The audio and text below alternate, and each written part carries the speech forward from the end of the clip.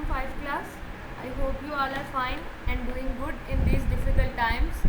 In today's lecture, we are going to study our remaining chapter of Social Studies, which is Unit 2.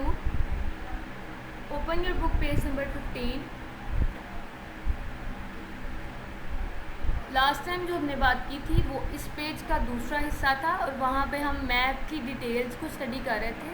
Last मैंने lecture जहाँ and किया था वो था title, symbols और direction indicator.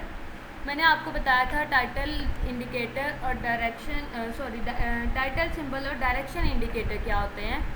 अब यहाँ पे हमने आगे देखना है लेजेंड, स्केल बार और ग्रिड लाइंस क्या होती हैं. लेजेंड आप लोगों को पेज की दूसरी तरफ बुक ओपन करेंगे तो वो आपके लिए ज़्यादा इजी रहेगा. ये आप लोगों को नज़र आएगा बुक की दूसरी तरफ जहाँ पाकिस्तान एयरवेज़ या देखें यहाँ पे नीचे ये लेजेंड इस तरह से बना हुआ है. ये लेजेंड हमें बताता है कि कौन सा सिंबल किस चीज़ के लिए यूज़ हो रहा है. ये प्रॉपर यहाँ पे लेजेंड बना हुआ है और दूसरी तरफ पेज के उधर पाकिस्तान के नीचे जो सिंबल बने हुए हैं वो भी आपको लेजेंड ही दिखा रहे हैं. उसके बाद आ जाता है स्केल बार. ये आपके नॉर्थ साउथ वाले जो आपका था वो डायरेक्शन इंडिकेटर उसके ऊपर स्केल बार बनी हुई है. फिर आ जाता है ग्रिड लाइंस. ग्रिड लाइंस आपको ये मेजरमेंट वाली लाइंस नज़र आ रही हैं. ये 32 डिग्री लिखा हुआ है, यहाँ 76 डिग्री लिखा हुआ है. तो ये जो लाइंस हैं इनको कहते हैं ग्रिड लाइंस. सिंबल्स किस तरह के होते हैं मैप के ऊपर. Types of symbols. यहाँ पे 3 तरह के सिंबल्स हैं. Area symbols, line symbols, point symbols, colour of symbols. Area symbols क्या है. The symbols represent the feature that cover area such as countries, parks, lakes and forest. ये वाले जो सिंबल हैं ये उन चीज़ों को दिखाते हैं जैसे कि फॉरेस्ट है, जंगल, लेक्स है, नदी, पार्क और कंट्रीज़ और शहरों, मुल्कों को दिखाते हैं मैप के ऊपर. यहाँ पे आप लोगों को एरिया सिंबल का उन्होंने बता दिया. ये देखें ये वाला उन्होंने दिखाया भी हुआ आगे आपको. लाइन सिंबल की बात कर लेते हैं. These symbol represent features that are in lines like roads, rivers, streams, railway tracks, power lines and pipelines. अब जहाँ जहाँ मैप के ऊपर रेलवे लाइन आएगी ना वहाँ ये वाला देखें इस तरह की लाइन लगी होगी. जहाँ रोड होगा वहाँ इस तरह की लाइन लगी होगी. जहाँ पे कल दरिया होंगे वहाँ ब्लू कलर की लाइंस होंगी. तो आपको लाइन सिंबल्स को उन्होंने 2 एग्जांपल देके बताई हैं कि आपके अगर मैप पे आपको कोई इस तरह से लाइंस नज़र आती हैं तो उनका क्या मतलब होता है. Point symbols. These symbols are individual signs, dots, triangles. इस पॉइंट सिंबल में आते हैं ट्रायंगल, डॉट वगैरह. Use to represent places like wells जो कुआं है, डैम है, स्कूल्स हैं, मस्जिदें हैं, चर्च हैं या माउंटेन पीक्स मतलब कि पहाड़ की चोटियां हैं. इन चीज़ों को शो करने के लिए पॉइंट सिंबल्स यूज़ होते हैं. ये देखिए रेडियो स्टेशन के लिए इन्होंने यहाँ पे ये वाला सिंबल इस्तेमाल किया हुआ है और ड्राई डॉग के लिए इन्होंने यहाँ पे ये वाला सिंबल इस्तेमाल किया हुआ है. Colours of symbols. कलर्स अगर दिखाए हुए हैं तो इसका क्या मतलब है. The use of colour to represent features helping map reading. अगर यहाँ पे आपको कलर्स नज़र आ रहे हैं तो इसका मतलब है देखिए ग्रीन कलर है ना, इससे हम मुराद लेंगे कि ट्रीज़ हैं तो फॉरेस्ट को वो शो करेगा. वाटर हमेशा ब्लू कलर का होता है तो वाटर को ब्लू कलर से शो किया हुआ है. अब वाटर के अंदर रिवर, ओशन, लेक्स, कैनाल्स सब कुछ आ जाएगा. माउंटेन्स को ब्राउन कलर से शो करेंगे और सिटी को रेड कलर से शो करेंगे. ठीक है. Usually the colour are very near to real life colours like the use of blue to represent water. वो कहते हैं आप जो आम जिंदगी में जिस चीज़ का कलर देखते हैं ना कोशिश की जाती है कि मैप में भी वही कलर रखा जाए. जैसे पानी ब्लू कलर का होता है तो मैप पे भी उसे ब्लू कलर में ही शो किया जाता है. येलो टू इंडिकेट सैंड और मिट्टी को वो येलो कलर से शो करेंगे. ग्रीन टू इंडिकेट वेजिटेशन और ग्रीन कलर वहाँ शो होगा जहाँ पे दरख्त वगैरह होंगे.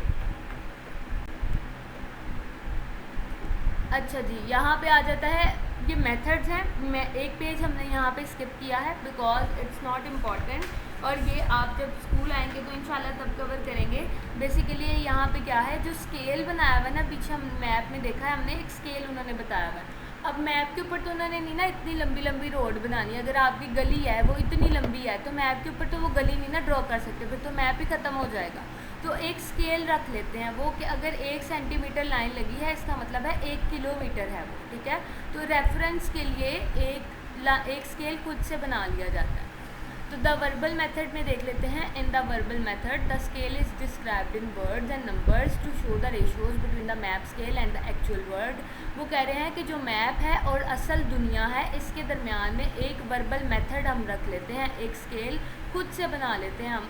अ मैप में से 1 सेंटीमीटर इक्वल्स टू 100 किलोमीटर। ये अगर मैप पे लिखा हुआ ना आपके कि 1 सेंटीमीटर 100 किलोमीटर के बराबर है, तो इसका मतलब है जहाँ 1 सेंटीमीटर की लाइन लगी है वो है 100 kilometre. This means that 1 centimetre on the map is equal to 100 kilometres on the earth surface. तो अगर आप मैप को देख के रास्ता फॉलो कर रहे हैं तो अगर वहाँ 1 सेंटीमीटर लिखा है, इसका मतलब ये नहीं कि आप 1 सेंटीमीटर चल के तो रुक जाएंगे, आपकी जगह आ जाएगी जहाँ आपने जाना। नहीं, ये 1 सेंटीमीटर नहीं, आपको 100 किलोमीटर्स चलना पड़ेगा और फिर आपकी जाके वो पॉइंट आएगा। The verbal method is easy to. Verbal method बहुत ईजी है। Just measure the distance on the map and then follow the verbal directions to calculate the real distance. वो कहते हैं कि आप देख लें मैप के ऊपर क्या लिखा हुआ है। अगर मैप पे लिखा है 1 सेंटीमीटर 100 किलोमीटर के इक्वल है तो बहुत ईजी बात है। आप 1 सेंटीमीटर को मेजर कर लें और आपको पता चल जाएगा कि 1 सेंटीमीटर का मतलब है आपने 100 किलोमीटर चलना है। Fractional method. In this method the scale is shown as a ratio or fraction. Scale को रेशो या फ्रैक्शन में शो किया जाता है। आप मैप में शो 1 रेशो, ये जो 2 डॉट्स लगे हैं ना इनको रेशो कहते हैं, ठीक है। 1 रेशो 10,000 और 1 डिवाइडेड बाई 10,000 दोनों तरह से लिख सकते हैं, रेशो भी और डिवाइड करके भी। डिवाइड को फ्रैक्शन कह रहे हैं और इसको 2 डॉट्स को रेशो कह रहे हैं। This means that 1 unit of distance on the map represents 10,000 of the same units of distance। वो कह रहे हैं कि अगर 1 किलोमीटर लिखा हुआ है ना या 1 सेंटीमीटर लिखा है, इसका मतलब है 10,000 सेंटीमीटर्स हैं, ठीक है। और 1 किलोमीटर लिखा हुआ है तो इसका मतलब है 10,000 किलोमीटर्स हैं। तो जो एक 1 यूनिट की शक्ल में लिखा होगा आपने खुद ही उससे एस्टिमेट कर लेना, खुद ही सोच लेना है कि वो 10,000 के इक्वल होगा।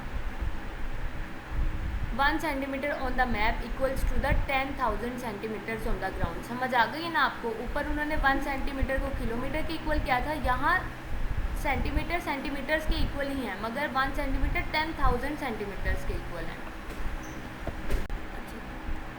हाँ जी, लार्ज स्केल मैप और स्मॉल स्केल मैप आ गया है। अब मैं इसको रीड करने से पहले ना आपको एक दफ़ा खुद बताऊंगी कि लार्ज स्केल मैप और स्मॉल स्केल मैप में क्या फ़र्क है। लार्ज स्केल मैप में फ़र्क है कि वो एक छोटे से एरिया को बड़ी डिटेल से आपको दिखाएगा, ठीक है। अब आप इसके अंदर देखेंगे, अगर गुजरांवाला का मैप है तो उसके अंदर आपको गुजरांवाला की एक गली, उसके पार्क्स, उसकी मार्केट्स, ये सारा कुछ बहुत डिटेल से बताएंगे कि कहाँ पे जाके वो सिग्नल है, रेड जो रोड जहाँ पे रोड्स आपस में मिल रहे कहाँ पे हैं और कहाँ पे जाके आपको मार्केट मिलेगी, ये सारा कुछ आपको लार्ज स्केल मैप के ऊपर नज़र आएगा। स्मॉल स्केल मैप के ऊपर जिस तरह ग्लोब के ऊपर आपको नहीं दूर से चीज़ें नज़र आती, बस थोड़ी छोटी छोटी सी, ग्लोब जो है वो स्मॉल स्केल मैप होता है। मतलब कि वो एरिया दिखाता तो है मगर वो बहुत दूर से दिखाता है और उसमें चीज़ें इतनी डिटेल से नहीं होती। तो अब इसको रीड कर लेते हैं। A map which shows a small area is called large scale map. एक छोटे से एरिया को बड़ी डिटेल से जो मैप दिखाता है वो होता है large scale map. Because the area of land being shown on the map has been scale down less, its scale is larger. क्योंकि जो एरिया है वो छोटा है और मैप का पेज बहुत बड़ा होता है तो वो खुला खुला सा करके डिटेल से करके आपको दिखा देते हैं। A large scale map shows a small area but it shows it in great detail. कहते हैं अगर आपको लार्ज स्केल मैप है आपके पास तो ये है कि वो आपको डिटेल बहुत दिखाएगा। बेशक आपको वो सिर्फ गुजरांवाला सिटी ही दिखा रहा है, लाहौर सिटी नहीं दिखा पा रहा, मगर वो दिखाएगा आपको बहुत डिटेल से। The smaller the number on the bottom of the map scale the more detail the map will be. Street maps are example of large scale maps. आप किसी मैप खरीदने जब जाएंगे, अगर आप उन्हें कहेंगे ना स्ट्रीट मैप्स दें तो आपको पता चलेगा वो लार्ज स्केल मैप देंगे आपको। The objects appear larger on the map. जो लार्ज स्केल मैप होता है उसके ऊपर छोटी सी चीज़ भी बहुत बड़ी करके इनलार्ज करके आपको दिखाई जाती है। स्मॉल स्केल मैप क्या है? A map showing a large area is called small scale map.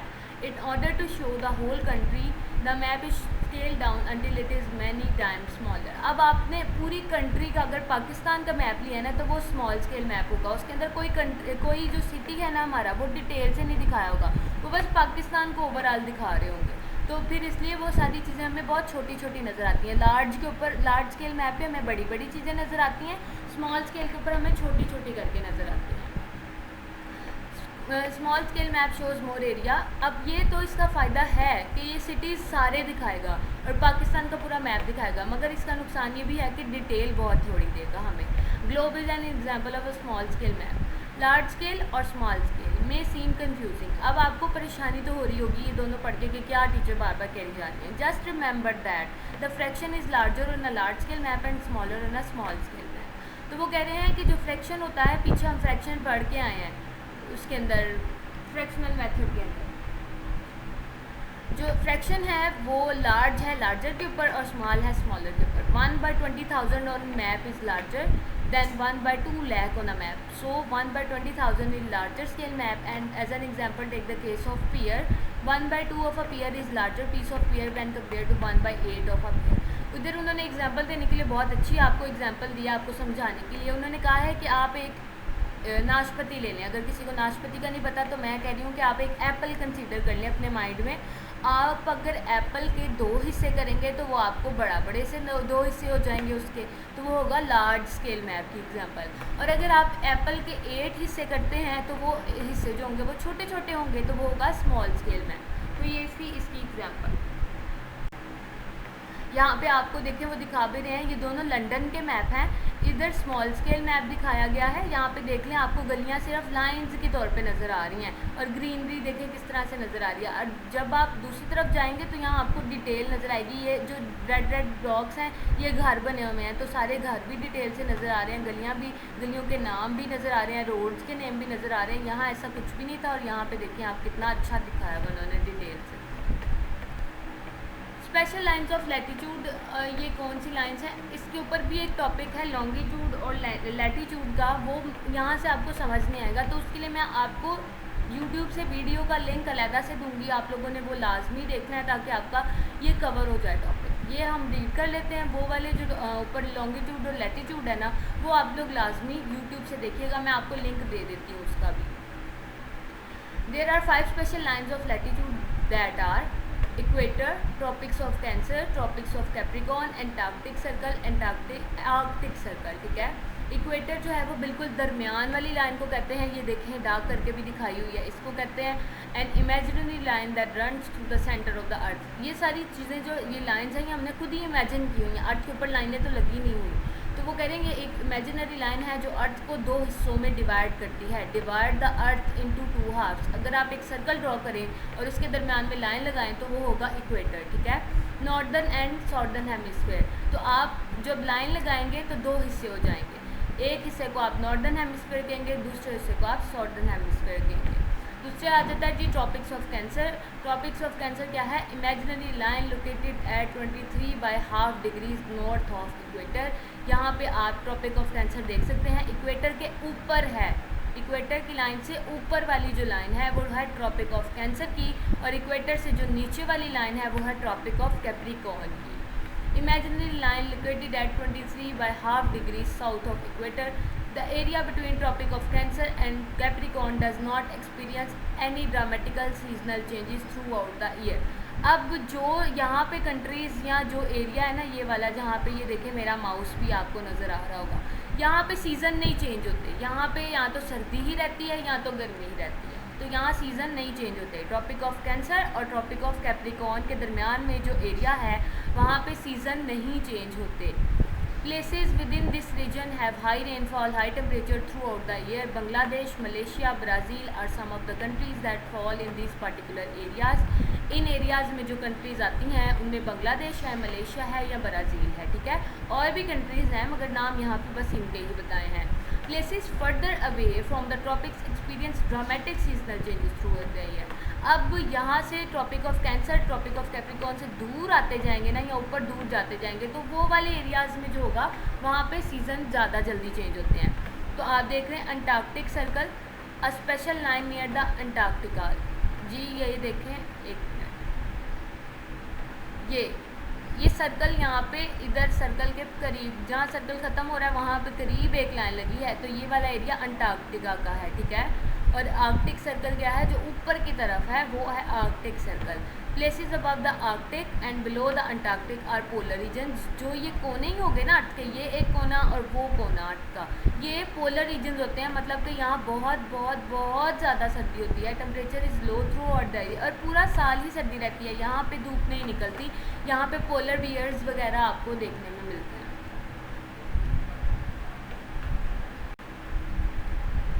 अच्छा जी, ये आपको ना वहाँ पे मैप में ना, जब हमने लेजेंड वाला पढ़ा था ना सारा, तो तब वहाँ पे मैप पूरा नज़र नहीं आ रहा था, तो यहाँ पे मैंने मैप को इंसर्ट कर दिया है। ये आप देख सकते हैं, ये स्केल बनाया गया है, ये लेजेंड बनाया गया है, ठीक है। आप लोगों को इसको मैंने यहाँ पे इसीलिए लगाया है ताकि आप लोग इसको डिटेल से देख सकें। और ग्रिड लाइंस यहाँ पे ये देखिए, ये 70, ये 66, ये पूरी एक लाइन जो लगी हुई है ना, बॉक्सेस से बने हुए हैं, ये देखें। तो ये होती हैं ग्रिड लाइंस। तो यहाँ से आपको मैंने कहा मैप को एक दफ़ा अच्छी तरह मैं दिखा दूँ। इनसे लास्ट टाइम से जो रिलेटेड क्वेश्चंस थे वो मैंने आपको करवा दिए थे। अब इस टाइम से जो रिलेटेड क्वेश्चंस है वो आप लोग देख लें। बट आर द लाइंस, पहला क्वेश्चन आएगा जी, write the 3 common methods to show the map scale, write about 1। हमने नेम लिखने हैं मेथड्स के, बाकी हमने बताना सिर्फ एक को ही है। तो मेथड्स मैंने आपको 2 करवाए हैं, वर्बल मेथड और फ्रैक्शनल मेथड। इसमें से आपके जो नोट्स हैं उसके अंदर वर्बल और फ्रैक्शनल दोनों ही आई गेस जो हैं वो इन्वॉल्व किए गए हैं। फिर आ जाता है question number 5, what is the difference between large scale map and a small scale map. Large scale map और स्मॉल स्केल मैप का मैंने आपको डिफरेंस करवा दिया है, मगर ये बुक वाली वर्डिंग थोड़ी टफ है। तो जो नोट्स में आपकी वर्डिंग है ना, आप कोशिश करिएगा कि उसी को याद करें, आप खुद से एडिंग ना करें। आगे है जी, what are the lines of latitudes and longitudes आ जाता है इस टॉपिक के अंदर क्वेश्चन। लैटिट्यूड्स और लॉन्गिट्यूड्स की लाइंस का क्वेश्चन मैं आपको बार बार बता रही हूँ, मैंने इसमें नहीं इंक्लूड किया क्योंकि वो काफ़ी डिफिकल्ट रहेगा आपको इस तरह से समझाना। लाजमी वो वीडियो देखिएगा जिसका मैं लिंक आपको दूँगी, फिर आपके क्वेश्चन सॉल्व हो जाएंगे। Right a short note on special lines of latitude. तो शॉर्ट नोट में हम लोग लाइन्स के बारे में एक एक लाइन ही लिखेंगे, जो अभी मैंने आपको पढ़ा के हटी हूँ, जो वाला equator, tropic of cancer, tropic of capricorn, Antarctic region, Arctic region, इन सब के बारे में मैंने आपको बता दिया है। फिर आ जाता है वाई आर मैप्स इम्पॉर्टेंट, ये सबसे लास्ट वाला टॉपिक है। तो मैप्स के बारे इम्पॉर्टेंट क्यों हैं ये आप लोग अपने नोट से कवर करेंगे। बहुत इजी आंसर है इसका कि मैप्स जो होते हैं वो हमें रूट्स बताते हैं, मैप्स हमें किसी चीज़ का एरिया बताते हैं, डायरेक्शन बताते हैं, तो इसलिए मैप्स इम्पॉर्टेंट होते हैं।